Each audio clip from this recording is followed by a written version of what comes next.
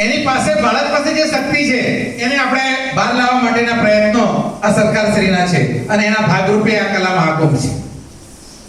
કલા મહાકુંભના માધ્યમથી ઘણા બધા કલાકારો ઉભર્યા. જેવી રીતે ખેલ મહાકુંભના માધ્યમથી આપણને સરિતા ગાયકવાડ મળી, એવી જ રીતે કલા મહાકુંભના માધ્યમથી પણ આપણને સ્થાનિક લેવલે ખૂબ ઊંચા ગજાના કલાકારો મળ્યા. એ સરકારના આવા સુંદર વિચારોની આ દેન છે.